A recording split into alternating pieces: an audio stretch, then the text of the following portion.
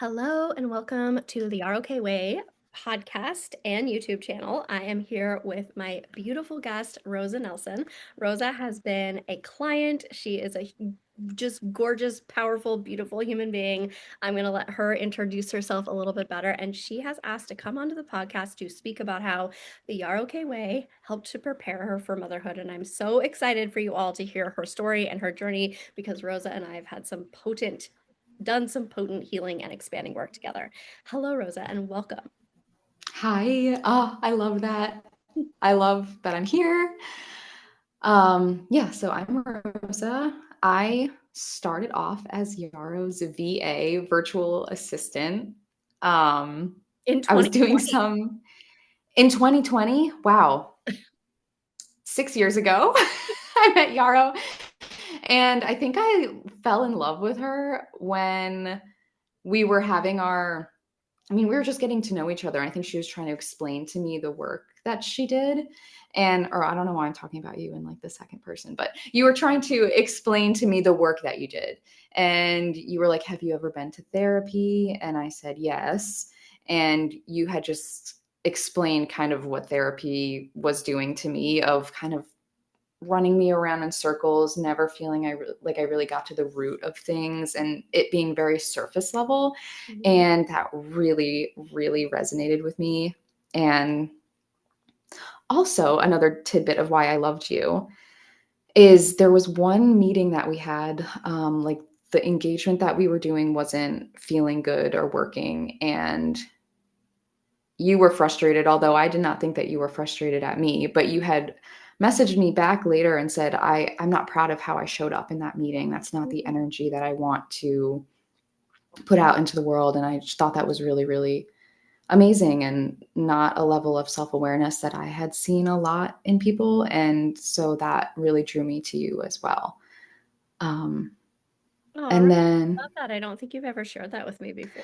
no, but it's always stuck with me. And yeah, I just always really respected that. And I feel like that's how I show up to people. Like, I'm very vulnerable and I love to take accountability. And I don't feel like I've met a lot of people who meet me there. So that felt like a tie that we had. And then eventually you stopped working with the agency that I was part of. And I don't know if it was years that went by. It's about a year. And then you applied for, I think, one-to-one initially. Hmm. Yeah. And I was having like the same issues I've had for years. I was not sure if I wanted to be in my relationship. That was the number one thing that was causing me strife, was not knowing if I was in the right relationship or if I should just be alone. And that's something that took us many years for me to untangle that. And actually, the question wasn't, am I in the right relationship? It was like, should I even be in a relationship? Because Tanner was always the right one. It was always the question of, would I be happier just being alone? Yeah. And we went on quite a journey with that, which we will dive more into. Yes. So I applied for one to one, and we had a little initial meeting. And eventually, I just signed up for the Art of Connecting Yeah. group. Hmm. And yeah, so like a whole year went by since we had talked, and you had just lived rent free in my brain of like, wait, I think I need that. I think she's what I need.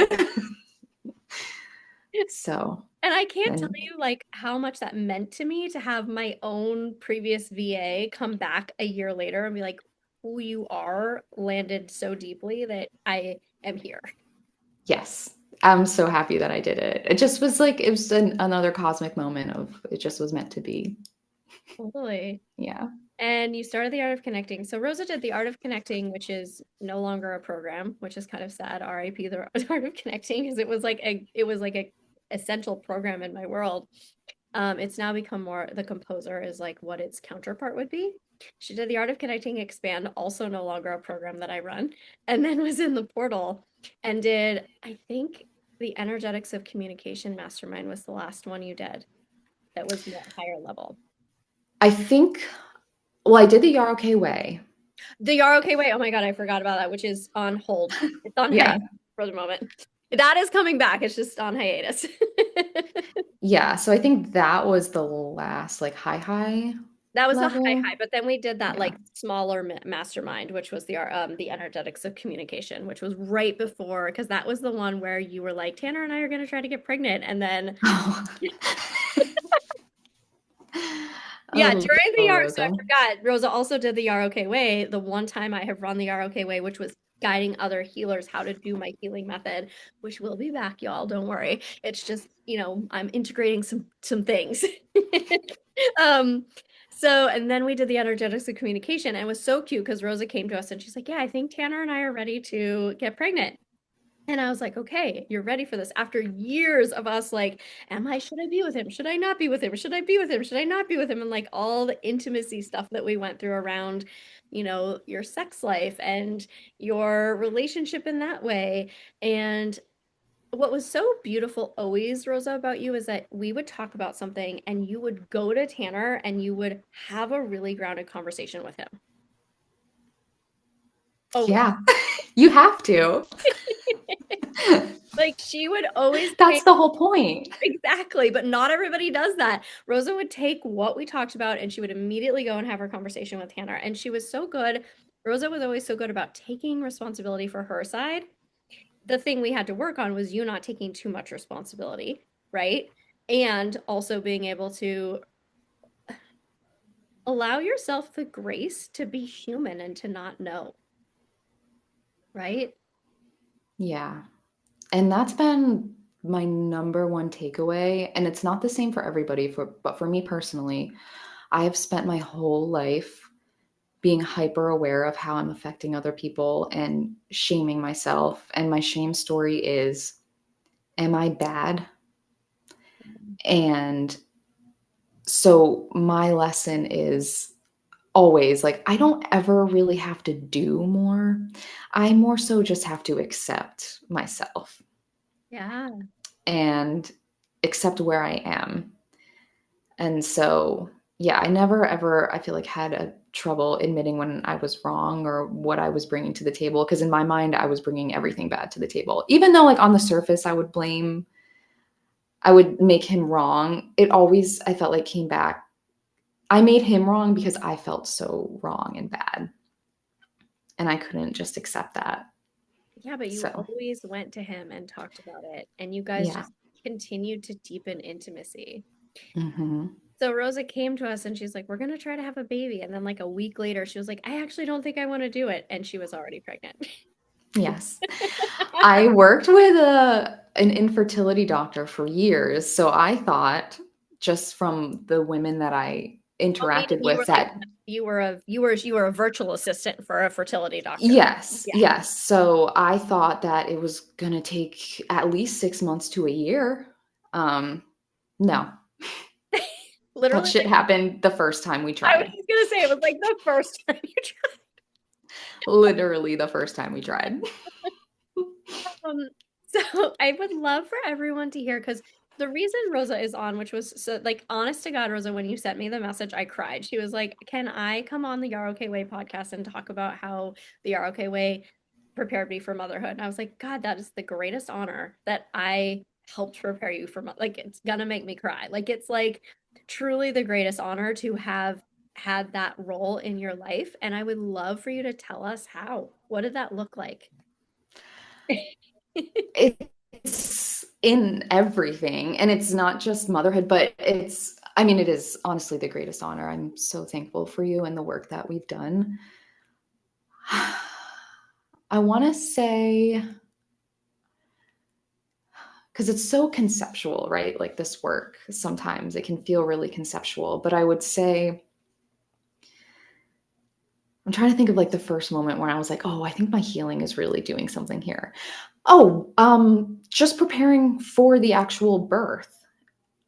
Oh, I think I went to a birth class, and the doula who ran it was really, really amazing. But she said something of like, there are no amount of coping mechanisms that will take away the pain, but all pain does not have to be suffered through.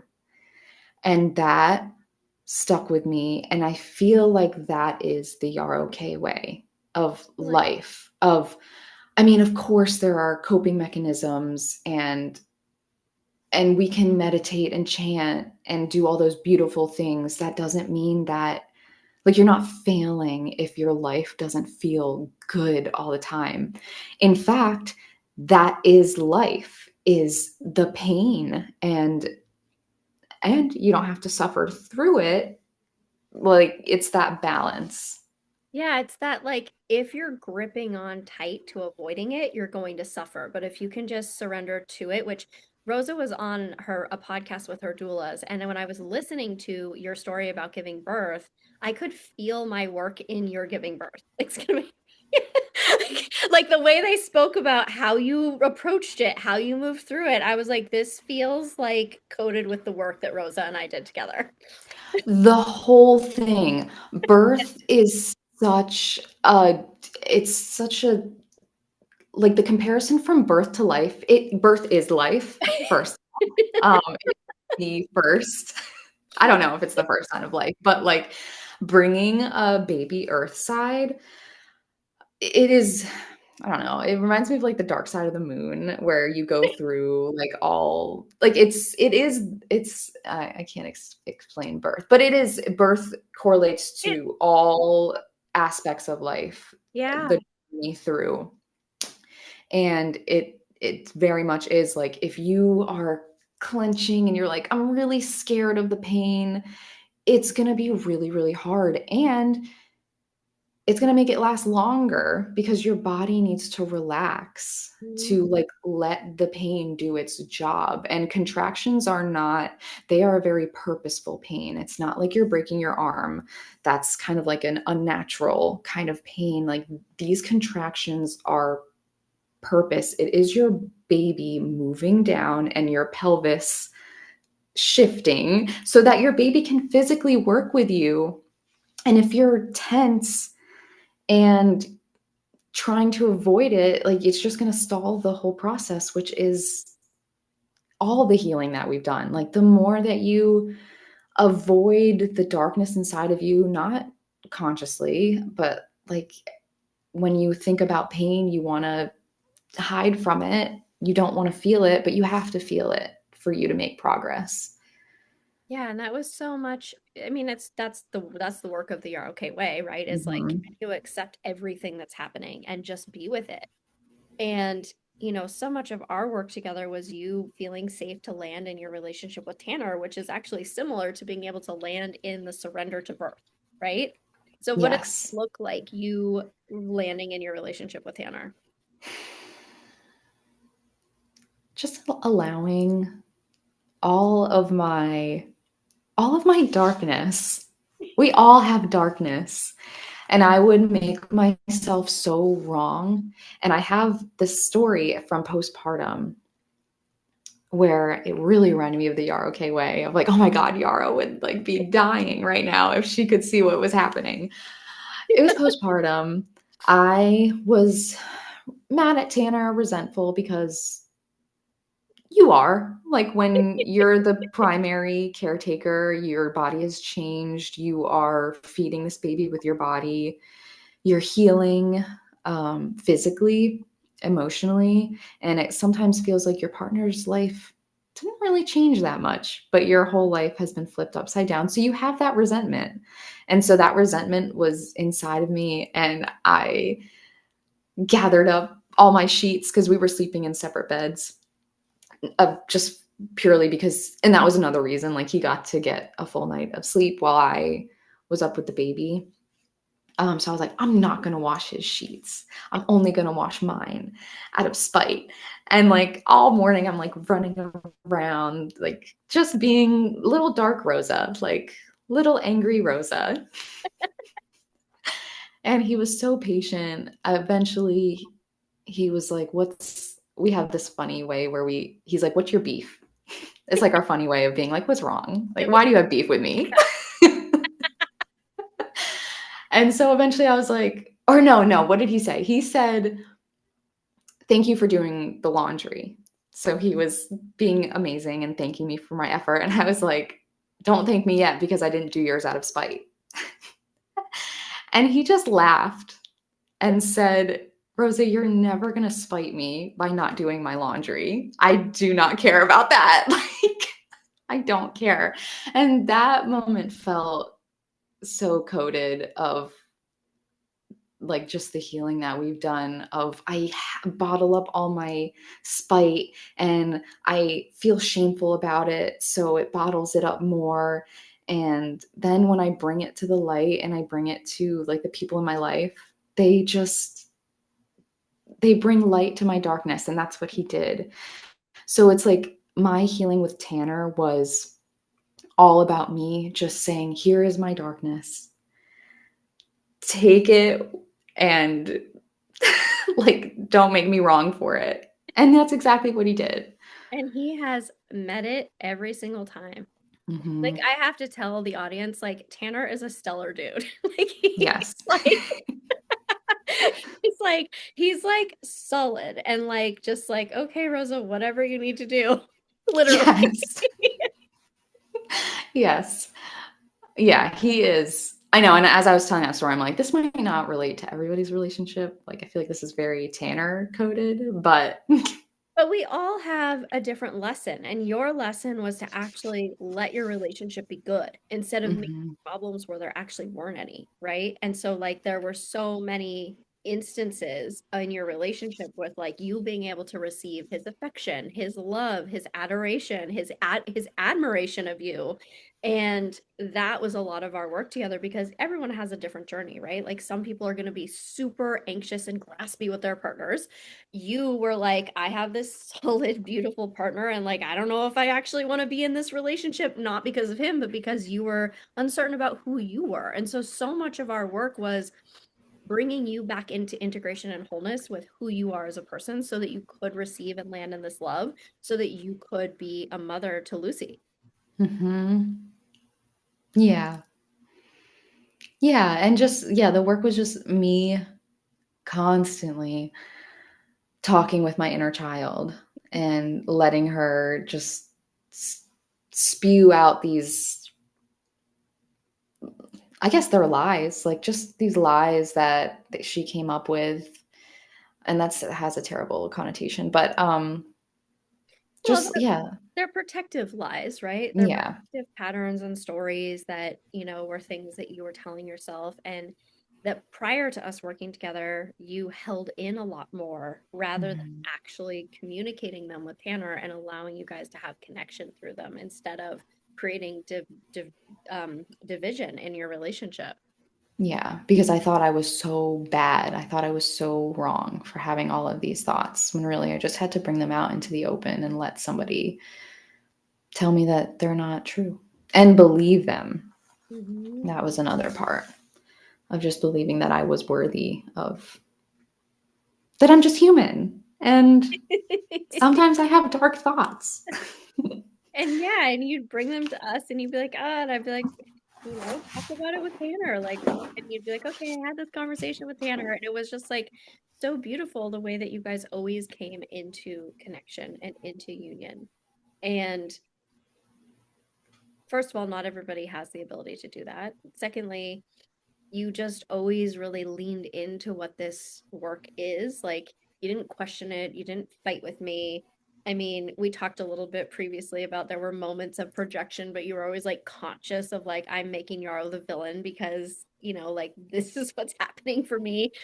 And that is part of the work I do is I will be the villain sometimes because I'm showing you things you maybe don't want to see about yourself or you don't want to face. And so it's easy to want to villainize me. It's easy to want to be like, no, she's wrong, or I have to get away from her. I don't want to talk about that. And that's part of it. Yes. And I will say, like, a lot of that didn't come up for me until the end. But I think I also kind of I fought against you unconsciously where I was like, Yarrow's being too nice to me.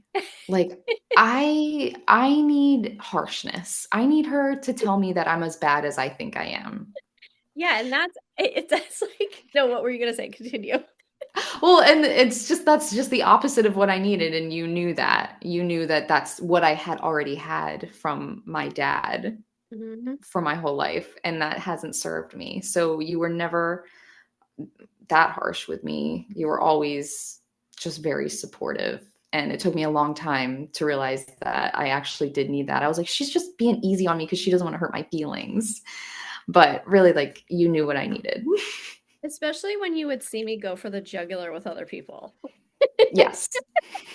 Like literally just go in and you're like, why don't you do that with me? I'm like, because that is not what you need. Yeah. Well, then I was like, well, are other people gonna like hate me because I get nice Yarrow and they get bad cop and I get good cop? Like, So much like it's so funny because I posted on Threads this morning and I was like, who's the female version of Mr. Miyagi?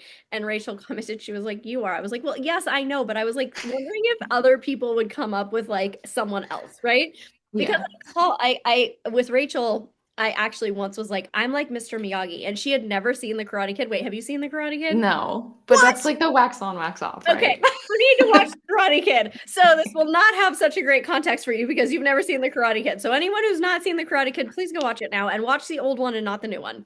You can watch both, but the old one is way better. So The Karate Kid, Mr. Miyagi is like your classic spiritual guide mentor. He gives you what you need, want what you want. And that is how I lead and guide. I am going to give you what you need, not what you want. And so often I'll talk about people. There are people in my world or in the world in general, really.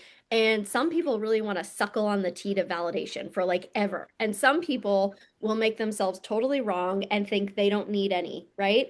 And you have to give the people who suck on the teat of validation a kick in the ass.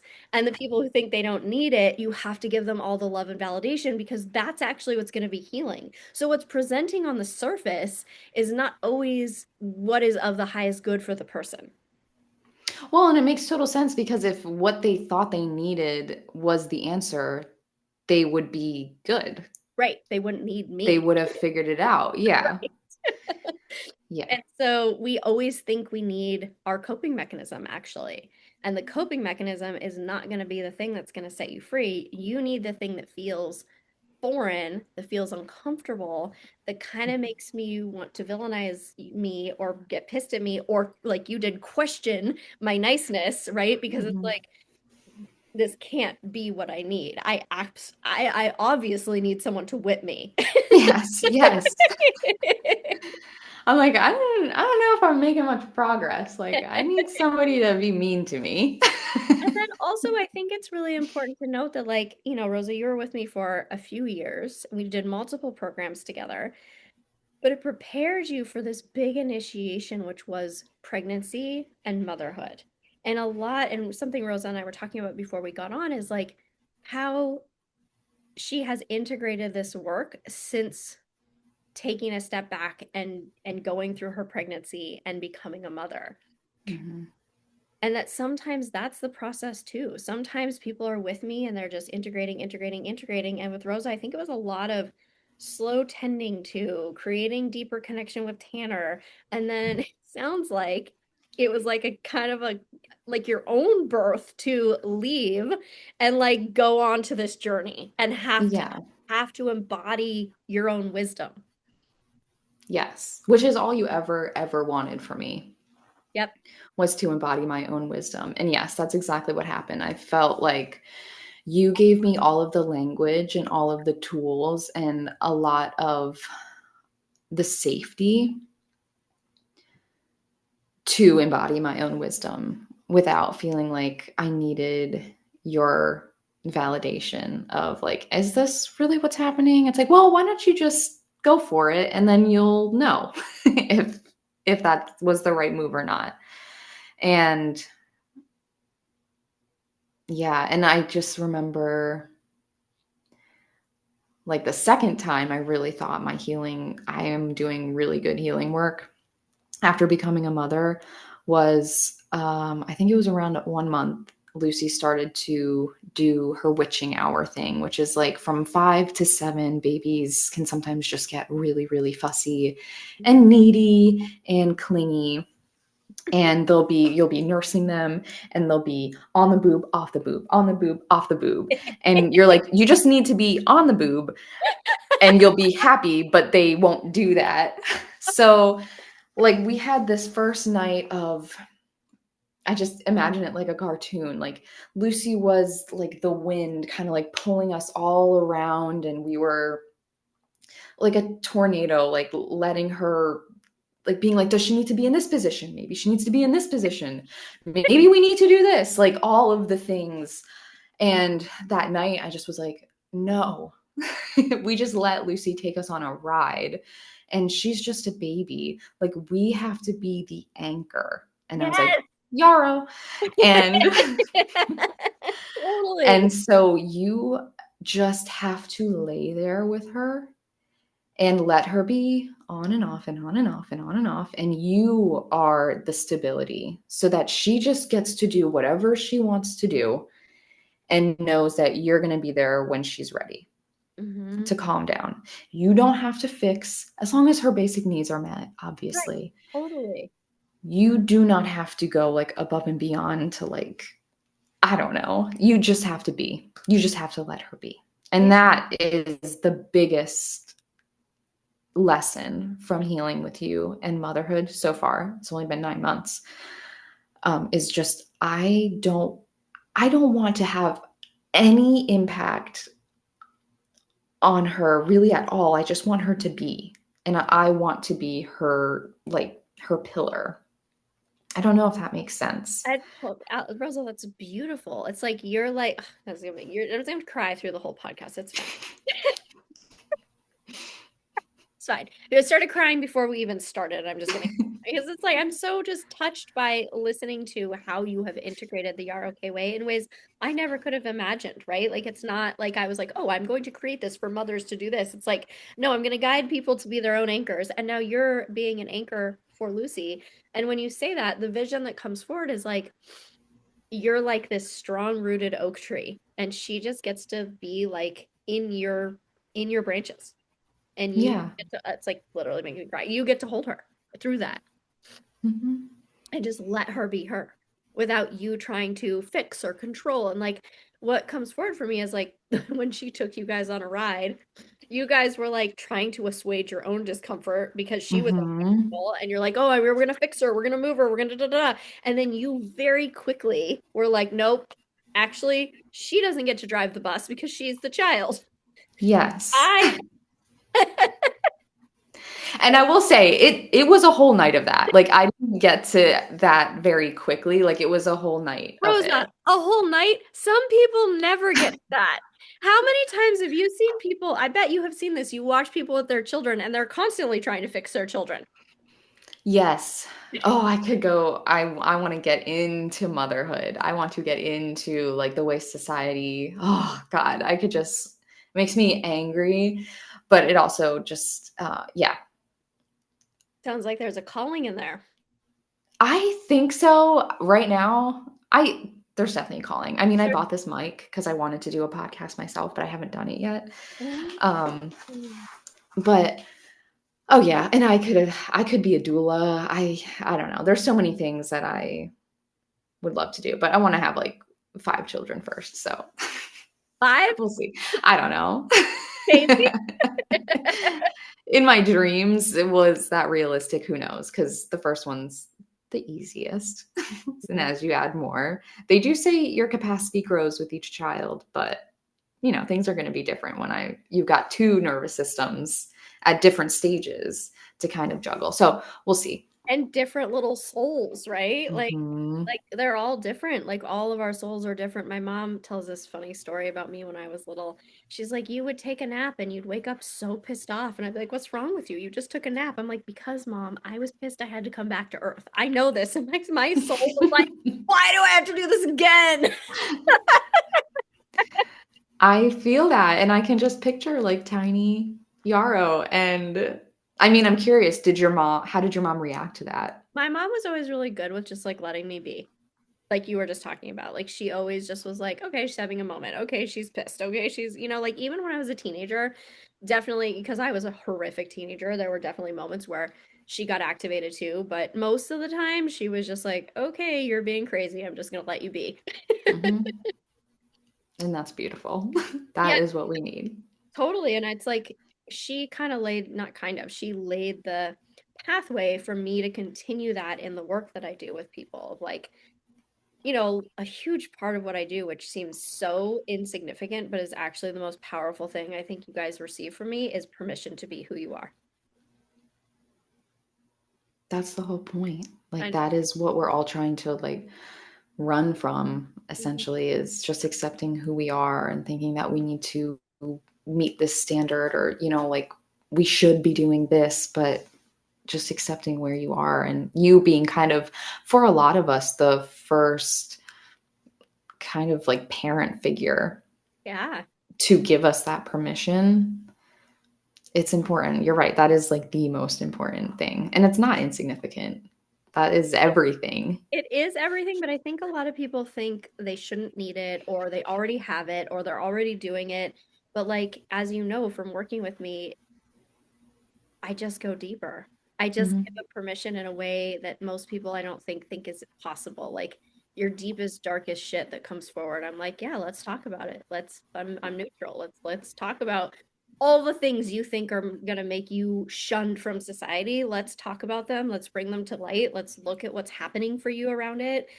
And I think it's that part that gives people this kind of deep breath in their bodies and their nervous systems like, oh, it's okay to be me and have these fucked up thoughts that I think aren't okay. Yeah. Well, and it's because you embody it. It's like when I just saw something of like when you go to somebody's house and it's so perfect and you feel like you can't even sit down because you know that they cleaned for like 8 hours. And then you feel like when they come over, you have to meet that same standard. But it's like if we just allow people to see our houses in the state that they are lived in, it gives other people the permission to also be authentic and it's more like comfortable. And that's what you do. Like you live your life being okay with who you are and bringing your darkness to the light, and then that gives everybody else the permission to do so. So it's just like, and I'm just so excited to have this conversation with you because I can't, it's hard to have this kind of conversation with other people because I don't feel like they get it. They don't get the deepness of it, but you do. Yeah, thank you. I appreciate that. And it's like, I think a lot of things in this world are performative in their depth, right? Mm-hmm. They're like, oh, I do this like deep like ritual work or I do this deep tarot work or Akashic records. And it's not that I don't believe in any of that stuff. I do. I also do that stuff. But the actual depth is like, can you meet your own soul in your darkest parts and still love yourself? Yeah. Can you get Without all that. without Yeah. all of that? Can you get honest about the ways you're abusing yourself, right? The ways you're neglecting yourself, the ways you're not honoring yourself, the ways that you are making yourself wrong because you're fucking human and you're meant to have feelings.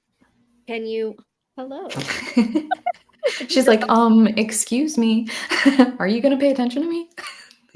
Tinkerbell just literally tried to hold my hand while Yes. She's like, talk about abusing and neglecting people. Are you neglecting me? give me all of the attention. She's been like since Aslan passed. This is like, yeah, she's very. It's an interesting journey for Tinkerbell. So Aslan was my 18-year-old cat for those listening, and he passed in March, and I got Venus Starlight. I don't know where she is. A few years later, and or a few months, excuse me, a few weeks. God, time. A few weeks later, and it's been a journey for all of us. Tinkerbell definitely is like, I need all of your attention. So, these are she's like my child. Yeah. I once sent a picture of her to a man who I was dating and me holding her, and he was like, I have never seen a needier cat. I was like, oh, is she? I guess she is. I don't think so. So I think they're all needy in their own way, but we they love are it. It's what we need. totally. People don't think that about cats, right? They just think, oh, cats are so. I'm like, no, cats are needy little fuckers. I'm leaving for 2.5 weeks on Monday, and I'm so nervous to leave them for that long. I'm very sad about it, honestly. Is your mom watching them? My mom's watching them for part of Okay. the time, and then actually my hairdresser is watching them for the other part of the time. She lives Okay. like right around the corner. So anyways, Tinkerbell had to give an intimacy interruption. But yeah, it's like that Yes. ability to just really accept all of ourselves and get honest. Like I think that's the thing. Like Rosa has never really had a struggle getting honest, but Rosa, I know you have watched people in my world struggle to get honest, which that's usually when I would go for the jugular. I'm like, we have to like be honest about what's actually happening for us, not what we think we should say, not what society thinks is cool, not the like fantasy version of what we think our lives should look like, but what is true? Like what's actually happening? And sometimes for people, it's like really, really difficult to get to that truth, to even know what your truth is. And it's those layers. And I felt the same way. And I would never fight you on what you thought the truth was. Well, you never told me what my truth was, but like it was always like I felt like my mind was so warped and like there was just too many like crusted layers of like rigidity and hate and shame. So yeah, for people, it's just sometimes really, really difficult to even know because you've had years and years and years of thinking this way. Yeah, and Yeah. conditioning that like this is how you should be, right? And I think it's interesting you said I never told you what your truth was because Well, okay. Go. What were you gonna say? well, what I was gonna say is like I don't think I ever overtly tell people, but I will tell you if you're lying. I'll be like, I don't think that's Hmm. it. Yes. Yes. And I think that's a tricky one for people too, because it's like I've had this conversation with a lot of people, so I would love your perspective on this, but like we're all meant to trust our own intuition, right? Like we all are innately wise. And it's like you said, when you left and you went off into pregnancy, you had to learn to trust your own wisdom, which is what I wanted for you the whole time. But most of the time, because like you just described, we have so many layers of conditioning, we can't actually hear our own intuition and we'll tell ourselves it's our intuition when it's not. Yes. Yes. And that's exactly. So yes, you never told me you won't tell us what our truth is, but you will guide us like when you think that we're not quite there. And actually I think there was one time and I really appreciated when you told me what your truth was and it was about me and Tanner because I could never tell. Well, I know that you and Kelly talked about already on the podcast. I hope it's okay that I am bringing this Yeah, up, but of course. like cuz you I would look at Kelly and her ex-husband's relationship and to hear you say like I don't ever think that he was her person, but you never told her that. So in my mind I was like, wait, can you tell me what you think about my relationship? Are you just not telling me because you want me to figure it out? Like what do you think? And you had just been like, no, I don't think that's at all what's happening. I definitely think Tanner is the one for you and you're blocking it. Yeah, and it's so funny actually that you point that out because if I think that's the truth, I will tell people. But if I think someone's not their person, like with Kelly, I couldn't tell her. And honestly, this is actually an intuitive thing. It's not like a standard, like, if I don't think it's your person, I won't tell you, or if I think it is, I will. It's literally individually based on the situation. And I feel into it intuitively. What does this person need? And you needed me to tell you that because you were driving yourself insane. Yeah. No, I was so happy when you told me that. I was like, no, but I think you guys are super cute and you just are resistant to like letting it be. Yes. Yes. And you're right. It depends on like, yeah, the person's level of honesty, safety. Yeah, just exactly where they are. And And with Kelly, I felt like she had to get there on her own. I know she's okay with me talking about this. Like she had to get there on her own because that was part of her journey to sovereignty. mhm. If I had told her, it wouldn't have been right. She needed to get there. And actually, when she told me she was going to divorce him, and I know we've talked about this on the podcast also, I was like, not like, yes, do it. I was like, I need you to be sure because this is going to be hard. And so, do you know Yeah. how hard this is going to be? Because I needed her to be aware of what she was actually doing, and she needed Mhm. to make that choice. Yes. And also, it's like if you were to tell her that, it may have damaged the relationship between you two. Like if you tell somebody something that it's crazy the work that you do and it's super duper vulnerable to try to figure this out with each individual person. So like I think about you all the time. Just like trying to figure out like, ooh, what's the best way to keep this person on a healing journey while also being honest and trying to hold them with their truth and kind of doing damage control and needing to know what they need. And it's just crazy. It's a whole energetic sorcery for sure. Yes, It's a yes. literal art form of like each individual person, what they each person needs, what's going to be the most effective for each of them. And I'm going to fuck up along the way Hmm. sometimes. Like actually this morning, I left a Voxer for someone and I was like, think I could have said this like a year ago and it would have been really good for us, but I couldn't get there. Actually, my own shit was in the way of being able to say, hey, here's how I feel. Because I can feel some like stuck energy and it gets us into this kind of like headbutt and this lock. And I didn't until this morning know how to express myself to move through that lock. That took me like I'm not perfect either. I'm gonna be like I'm gonna fuck up sometimes because I'm human. But Yeah. yes, it is a real art form of like navigating what each individual needs in each moment. Yes. Well, and you do it beautifully and you don't fuck up often. But when you do, it's like, I feel like you own it. But I own it. Like I yeah. just did, right? Like I had that thought. Hmm. This was literally this morning when I left the Voxer before you and I got on here. I was like, I think I could have said that earlier and it would have been really good for us. But like I had my own, like I felt frustrated and I couldn't actually access what I was actually feeling and why I was frustrated. And again, like we talked about at the very beginning, we have to trust our own timing with things, right? Like maybe Hmm. it's coming out now for a reason and wasn't meant to come out a year ago. I believe that fully.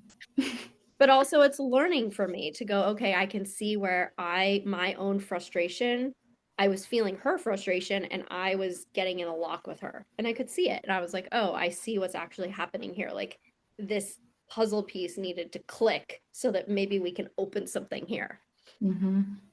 I actually just said to Katie, my business mentor yesterday, I was like, I feel like I'm like an idiot savant with people. Like I could just like see into them, just like this genius level of like, oh, I see all of the patterns and the things. Like it feels like this crazy genius thing that Hmm. I can not always put words to. I kind of feel like that too.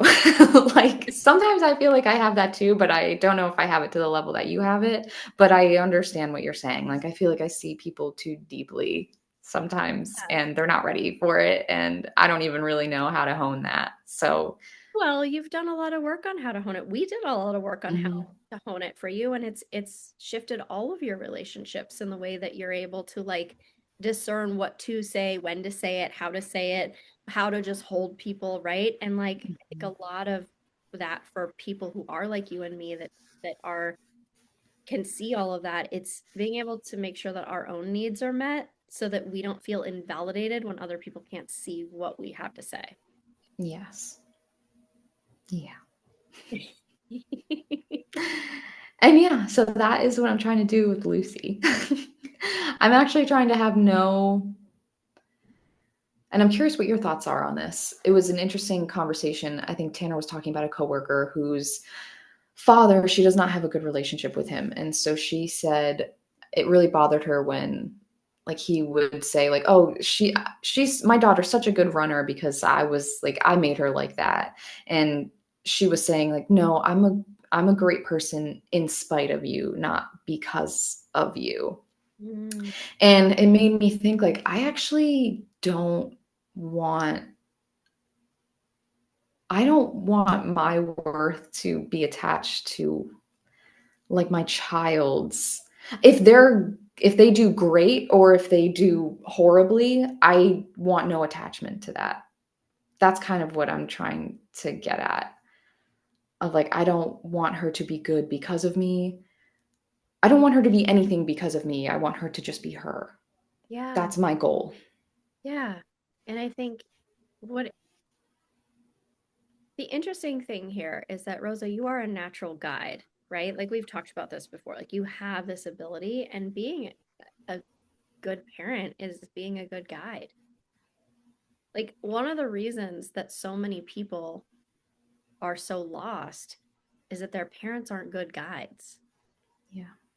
And a lot of being a guide is just holding up a mirror and accepting the person for all of who they are, recognizing like if that person like, as Lucy gets older, like, oh, maybe she needs to do this, maybe she needs a guide in this way, maybe like guiding her to the things that are going to help her come into greater cohesion. But it's not you putting your own tilt on it of like, oh, I think she should do this because it makes you feel a certain way. It's instead like being able to watch your child and go, who is this child in her unique natural state? Yeah. And how do I be that anchor to help her become more of her? Yes. Yes, exactly.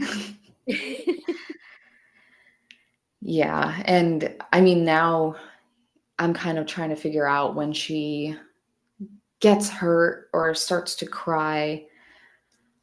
I'm almost wanting to ask people, because what people will do is like, well, you got to distract her so that she stops crying. And I don't want to do that. I just want her to cry if she feels she needs to cry. And I will hold her, but I'm not going to cry, or I do my best not to cry when she cries because I don't want her to mix like her emotions with my emotions. I just want to be that sturdy pillar is like I've got you, whatever being you entails right now. So if you need to cry, I'm not going to be like, "Hey, stop crying, like look at this toy." It's like, "We'll just cry." I don't know. Where does that advice come from? Everyone. It's like, well, because people are so uncomfortable with, well, okay, so this goes back to that life is pain Right.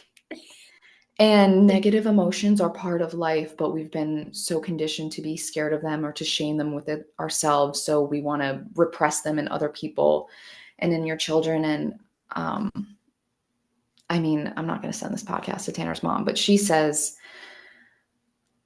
I just wish I could take the pain away for them a lot. Mm, And I fully disagree with that. Like I think it's beautiful to want to like be with your child in the pain, like and be a support system, but I think like children, everybody is going to have pain. And in you taking it away, it's more for you than it is for them because you're uncomfortable with it. totally. Yeah, so And it's that, yeah, it's so everybody gives that advice. It's like my dad the other day was like, well, he was like rating whether or not that fall was worthy of a cry. And he was like, yeah, that's a real cry. Like that's worth crying about. And then like she was crying for a good amount of time. And he's like, yeah, sometimes you need to distract them because they get too stuck in it. And it's like that. So I don't know. it's the discomfort with, yeah, it's exactly like you said, it's discomfort with another being's pain. It's a discomfort, it's wanting to fix it. It's, you know, this when someone else is feeling something, our ability to be with that is dependent upon how much we have processed within ourselves, right? And so the thing with children, which I know I don't have any, but I watch them a lot and I always think like I'll see parents like they'll do one of two things, or maybe the third thing is what you want to do, which is what I believe is best for the child. They'll distract, or they'll be like, "Oh my God, are you okay? I'm so sorry." Or I would have, and you know, it's and both things are not helping that child stay anchored. Like you want to be the anchor of like, hey, you're crying. Okay, I've got you. And then you can actually, Rosa, this brings back to like your ability to see people, like your ability to hold her and gauge by her own bodily state. Is this real pain or is she just activated? And I would gather that when you're the anchor and you hold her, if it's real pain, she'll cry until it's done. If it's not real pain, she'll stop crying pretty quickly. Yeah, that's exactly what happens. But it's like that notion from my dad that like you shouldn't cry too long at real pain. Like, and I understand like he doesn't want somebody Well, who wallows in their pain, but I would say that like that other option of being like, "Oh my God, are you okay? Like I'm going to cry with you," would probably be the reason why a child stays longer in their emotion than they really want to. well, yeah, and then it also leads to like sneaky weird ways they get attention when they're older, right? Like Oh, what? I wanted to talk to you about this too. Um, my dad. Still working to accept him as well. We worked on that too, but Tanner was more important. Uh, so I'll get there. But he thinks that he thinks crying is manipulation most of the time. So he'll say things like, "Oh, you're a manipulator." Like if Lucy sees me and like gets a little upset because she wants to be held or something like that. Um, and I think eventually I will say to him, but I need to be in the right space to say it. But like you do know that babies just cry because that's the only way that they can communicate. And if you ignore their their communication, that's actually what creates manipulative behavior in the future, because they realize that when I actually communicate my needs, you don't think they're worthy, so now I'm going to have to find different, more sneaky ways to get the connection that I'm seeking. Like it doesn't fix anything. It made me think of you. And so yes. Yeah, that's exactly the case, right? So like the best thing we can do is be able to attune to what is my baby's actual need right now. And then when you do that, she knows she's safe to express her actual need Hmm. as she gets older, instead of feeling like she has to do weird, crafty, manipulative shit to get her needs met. Yeah. Yes. Babies. They're really amazing. I don't know what I was so scared of. Uh, I was scared of my own negative emotions because I've, I've had to work on being okay with being human. But it's And that's another scary part. Yeah. but it sounds, Rosa, like having her has actually softened that a lot for you. 100%. I feel, I feel pretty damn happy. I can feel that. Yeah. And it feels like our time together was like this incubator for you to process until you were like birthed into the world on your own to go through your own pregnancy and birthing process. I mean, I'm telling you, when I heard your birth, I was like, this feels like the work we did, the way that you were so natural in it, the way you moved through it, the way you know, um, just didn't fight it. I mean, I did laugh my ass off when you're like, I don't need anybody. I'm fine. I'm like, oh my Yeah. gosh. I'm just gonna have dinner. It's fine. I'm gonna eat sushi. It's totally fine. I'm control. Oh my! Did my water really break? I don't know. Maybe my water didn't really break. They tell you to be like that though. And it's exactly how it should be. Because birth is the most normal thing in the world most of the time. Uh, there's, yeah, women giving birth at every moment in this world. And yeah, you don't have to make it this big spectacle. Yeah, and I Yeah. I really loved that. I thought it was beautiful to listen to just how easily you walked through that process. And should you decide to be a doula, I think that that would be beautiful. But I think there's something. I think that might be a part of it. I think there's something else for you in that realm of teaching parents how to parent. Yeah. I wonder what your thoughts are on this. Do we have more time? What Yeah. time is it? Okay.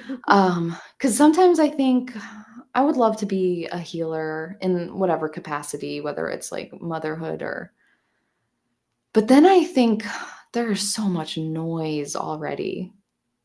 Like there's so much already on Instagram.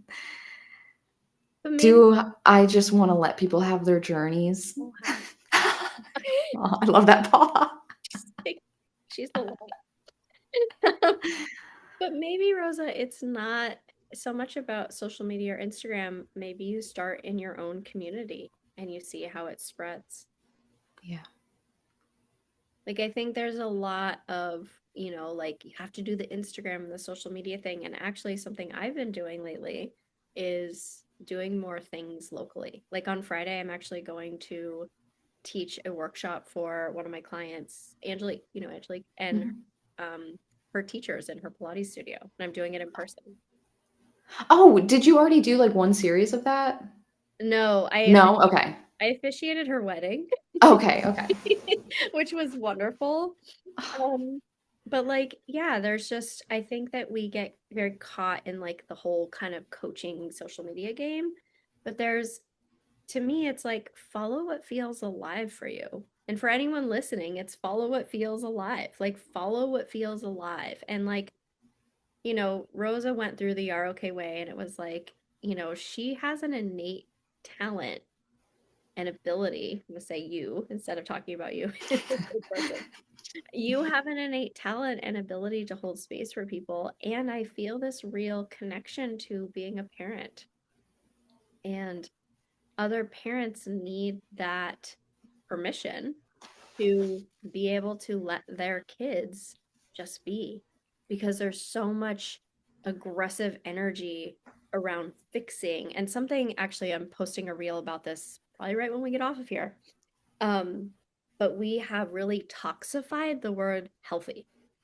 We have made healthy perfectionism. We have Yeah. made healthy the like, I'm 21 years old and I have the perfect matcha and the perfect athleisure wear outfit.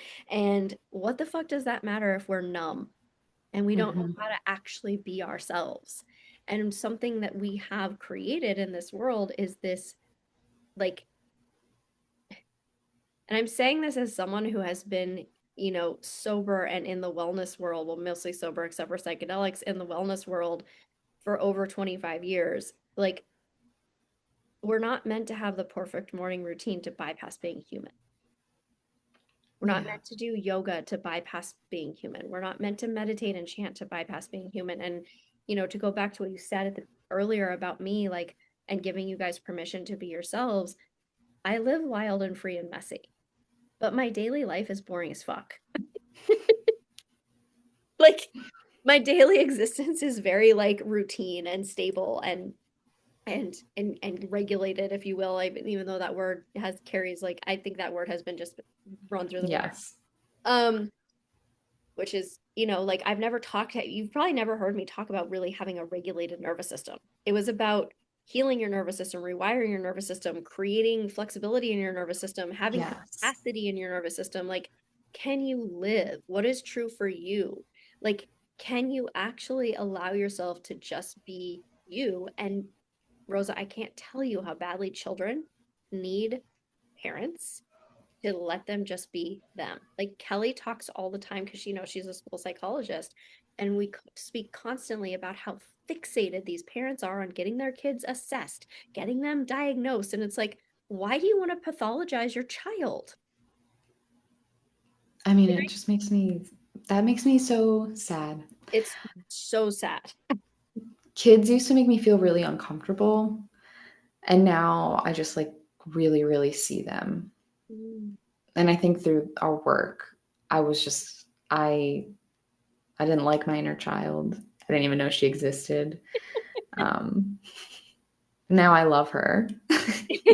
And actually like holding a baby gives me more like a more solid. Sometimes I would just imagine like holding myself as a baby, but like I had never held a baby before. So like now my inner child healing is that much more potent because like I have that feeling of like the weight of a like a human baby that I was. Yeah. And And yeah, no, continue. What were you going to say? I don't even know. Go ahead. I think you needed that, to Yeah. like, and to go back to like everybody has their own individual journey, not to compare in any capacity, but I'm going to talk about Kelly just because I know I can talk about her openly and she's okay with it.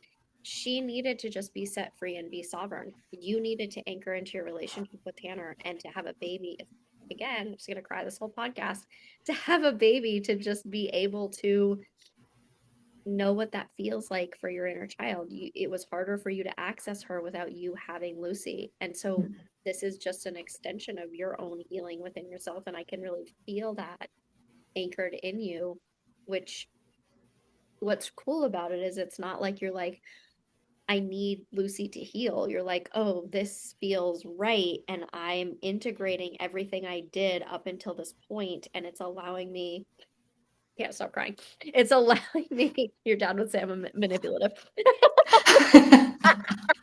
It's a I know. And in my head, I'm like, no, Yarrow, you can cry for as long as you want to. And it's allowing you to be that anchor for Lucy, but also the anchor for yourself that you struggled to access before you had Lucy. So it's just like such a testament to everyone's unique journey and what that's meant to look like. Yeah. And in the doula podcast that I did, I mentioned like I would have been fulfilled had I not had children. I think I would have lived a very beautiful life. And I think that's what makes it so special is that I didn't feel like I needed No. like the when Tanner and I decided we wanted to have kids, it wasn't I was not sure. Like it was a leap of Literally faith. came back to us and we're like, actually, you guys, I don't think I want to do it. Yeah, just not yet. Like give me a year. And you were Yeah. already pregnant at the time that you told us that. Yeah. But I think coming through motherhood through that lens of it just makes it that much more special for me. But yes. Well, are there any final words you would like to leave the audience and the listeners with around any facet of your journey of the Yarrow Kae Way? I had some notes. I want to make sure I talked about all the things that I wanted to talk about. Let's see. Oh, there's so much. Oh, we had to do another one about sleep training. Ooh, how has the Yarrow Kae Way helped sleep training? I feel like that's a big deal. It's just you don't need to train. I think about all the clients that have like sleep problems and insomnia, and I'm very curious how their relationship to sleep was as children because that is their babies are so vulnerable and and at night is the most vulnerable time for a baby like in ancient times when the wolves might have Right. and so when parents I don't know when it started were told don't don't go get your baby or actually like when we started not sleeping with our babies which I know is a taboo thing to talk about because we've been convinced that bed sharing and co-sleeping is unsafe. Mhm. um it's not. I don't know, it depends but for me it's just like I can't imagine not giving that tiny baby that safety to just Listen, I babies aren't meant to sleep through the night and neither do we. Like do you know how many times adults wake up and then like people in relationships like to sleep with each other like just as adults sometimes adults can't they don't sleep as well if they're not next to their partner. Why would we think babies are because meant to be totally separate? How? listen, I feel that way about my kitten, and she's not even a human baby. I'm like, I want to make sure she's safe and warm Yeah. and loved. No, but all that to say, when it comes to the Yarrow Kae Way, it's like all of those they're not tiny, they're big parts of being a mother, of like the sleep and maybe like sleep deprivation. But if you just accepting what is and not thinking about what should be. And an example of that is like, I can't tell you how many times I've been like, she should be sleepy. Like, we need to go down for a nap. And then I try to put her down for a nap and nurse her to sleep. And she's just like up and wild. And I like fight with her and I try to lay her back down. And then I have to stop and be like, what is actually happening? She's telling me she's not tired. So let's just get back up. And she will go to sleep when she's ready to go to sleep and it works 100% of the time, but it's that like pulling. So that's like just that and that can happen in multiple different facets of motherhood of just accepting like what is my baby telling me right now instead of what wake windows did Instagram tell me I should be doing, and if I don't then like my baby's going to be ruined for the rest of the night. It's yeah. Yeah, and what's coming forward for me that with that is first of all a release of control.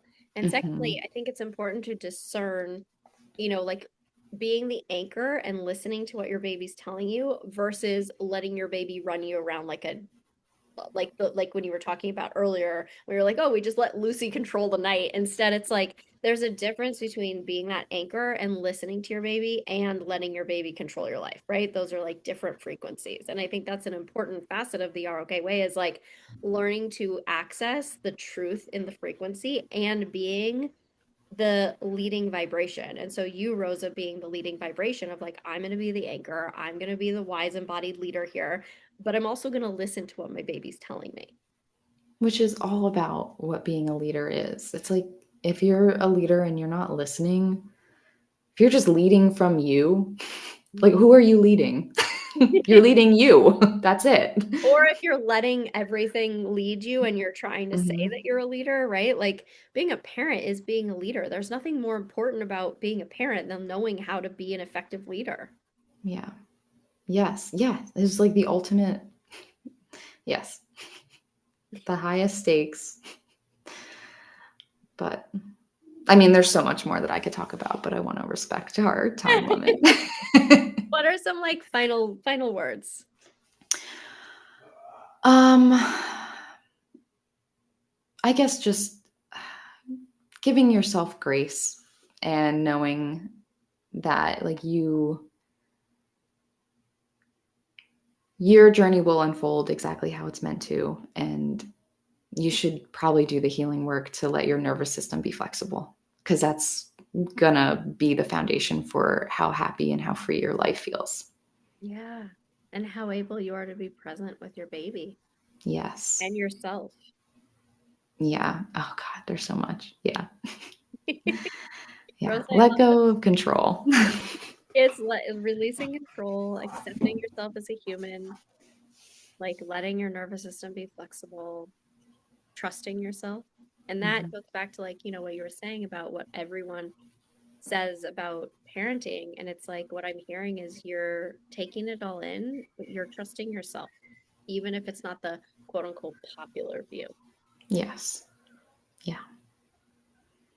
And that's what we want. We want people to be able to trust their own unique wisdom. Yeah. It is better for everyone, especially your child. If Totally. you're healed, I don't know. It goes into nuance. I mean, everything is nuanced, right? Like Yeah. I think Rosa and I could literally talk about the nuance and the grays of all the things. Yes. And I will definitely have her back again because I think, Rosa, you're gonna lean into some sort of healing work. I don't know what the thread is gonna be, but I feel like it's gonna be involved in parenting in some capacity or another. I would love that. And I think you're right. And I have no vision for what that's going to look like, but I'm just along for the ride.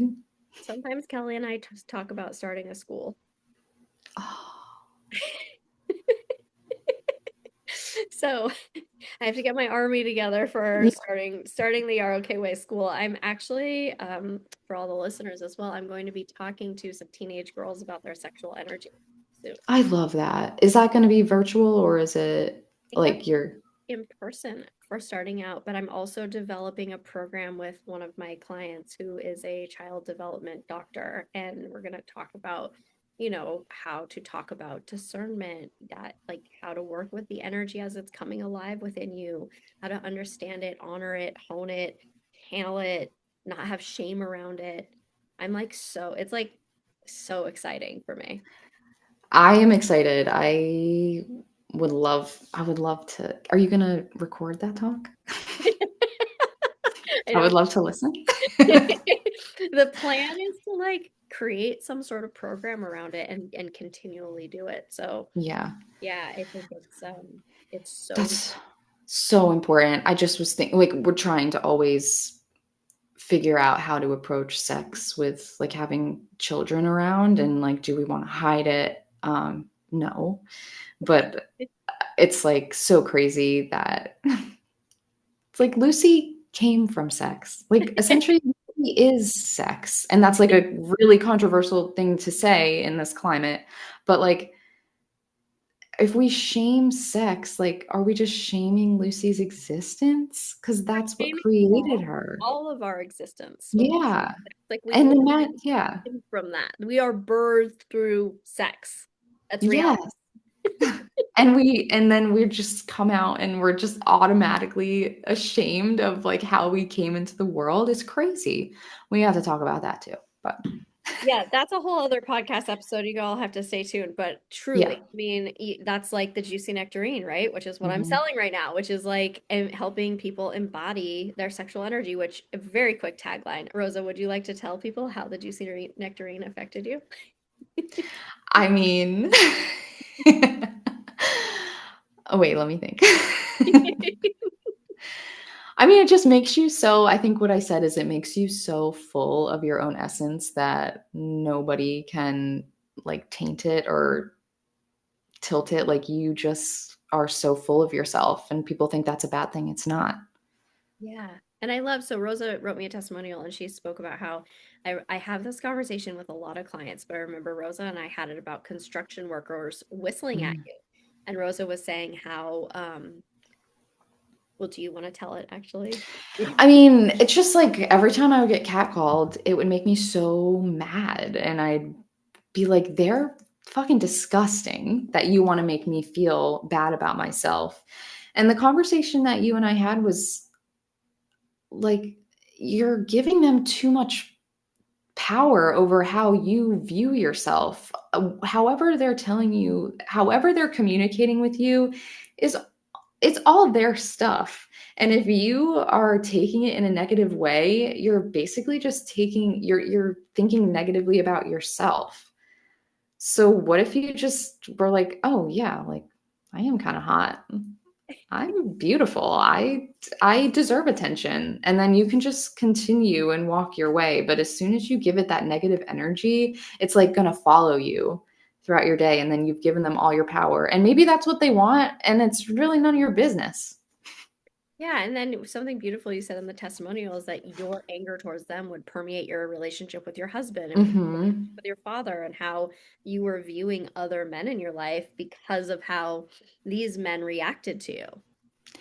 And then on the topic of parenthood, how you relate to the men is how you're going to relate to your son. So I think about that often. If I ever have a son, really working on how I view men and the grace that I would want to give to them. Because if you hate men, you're going to hate your son. And that sucks.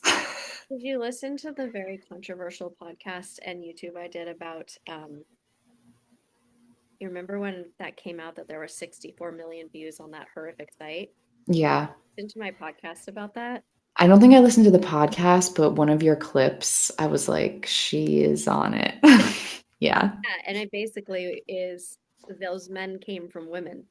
And Yeah. so they're acting out that way. That says something about the woman who raised them. And people, that's controversial because people are like, oh, well, then it all falls on the woman. It kind of does.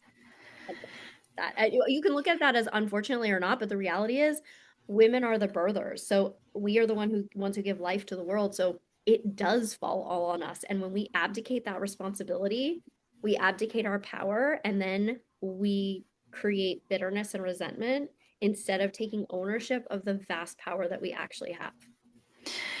Yeah, it's like we have the power. And I think what's happened is we're trying to get away from it, like you said. And then we kind of like give it away to people who really never meant to have that power.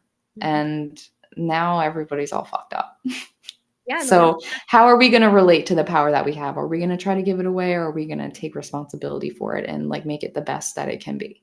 totally. And that is so beautiful to hear you say because I know that when you started working with me, that's not where you were at all. No.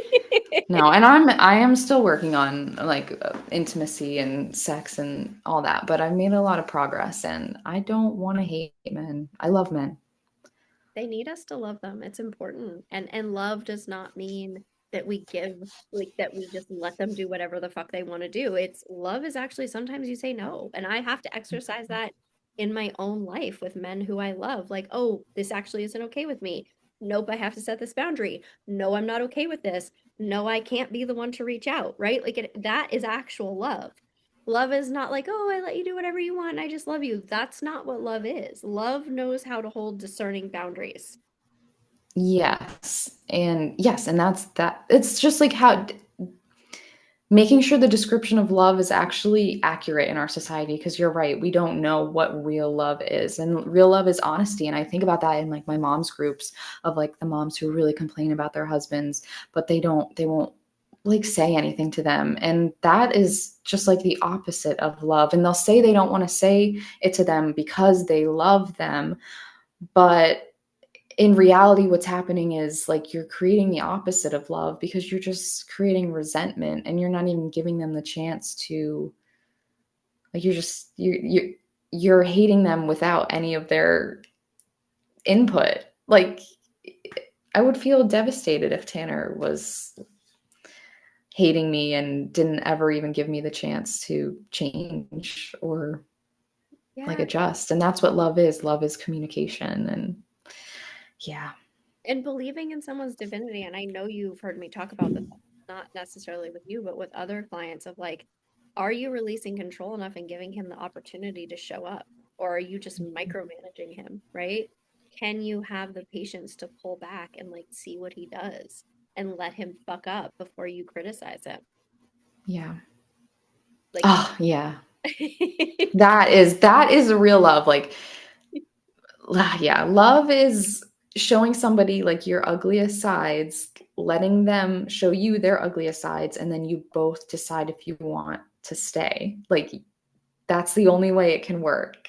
If you're not being honest, then how do they know who they're with? Like, how do they know? Yeah. they don't. And also, it's being able to like see someone's divinity. And I started working with this a lot more in the last year or so, but like holding yourself and someone else to their divinity. Like I see who you actually are, and you're showing up through your defense mechanisms, and that's not who you actually are. You're showing up through your woundedness, that's not who you actually are. And women are so scared of loss that they just hold on to men and then blame men instead of going, "Oh, you're not showing up how I want you to. I'm going to take a step back." And like in fairness, this might mean that a lot of women are single for a long time until men actually transform. But right now, how it's going is not working, and talking shit about men is not helping. It's like, are we able to actually see them in their divinity and hold our own frequency so that they can rise to meet us? Or Yeah. are we just going to keep talking shit? Literally, this is a whole other podcast. Yes, I know. Sorry. That's okay. Yeah. I love it. I love this conversation. So, all right, Rosa, it was so lovely to have you on here. Truly, like allowing the Yarrow Kae Way to, or to you allowing the Yarrow Kae Way to help transform you into motherhood, which is really not even what you thought you were doing when you first started working with me. And it became this true portal into your pregnancy, which was another portal, which into your birth was another one. And now here you are in motherhood. And it's just so beautiful to witness. And I'm excited to see how you continue to evolve. And for my listeners, Rosa will definitely be back. And I'm excited to see where you go. So, Thank you. no, Yes, I just thank you. Thank you, thank you, thank you. And I'm so excited to keep talking. I know, me too. All right. All right, enjoy the rest of your afternoon.